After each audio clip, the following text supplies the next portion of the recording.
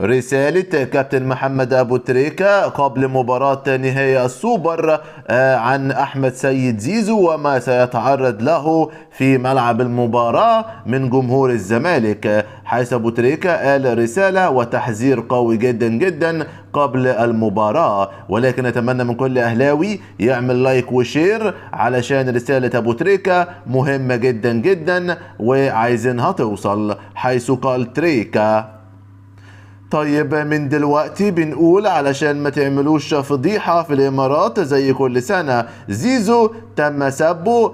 في مباراة الزمالك اللي فاتت بشكل مبالغ فيه وعن قصد، وحكم المباراة خد من السباب جانب، فواضح ان الناس دي رايحة الإمارات وفي تخيلهم انهم بعيدين عن الحساب. الاصرار على السب الناس في المدرج من فئة بعينها باستمرار واصرار المرة دي هيكون فيها مشكلة، وخصوصا ان هيكون قدامهم جمهور كبير زي جمهور النادي الاهلي، فلو المسؤولين من دلوقتي لم يضعوا قواعد ردع لاي حد سباب ويسيء لشكلنا وسمعتنا فانتظروا منظر ولا أسوأ، والله أعلم هتنتهي ازاي. ومشكلة ثلاثي الزمالك مش بعيدة، الأهلي محتاج يعمل شكوى في سب لاعبه في مباراة الزمالك وبيراميدز وحمايته من الآن، ومخاطبة اتحاد الكورة والرابطة لوضع حد لهؤلاء. شوفوا حل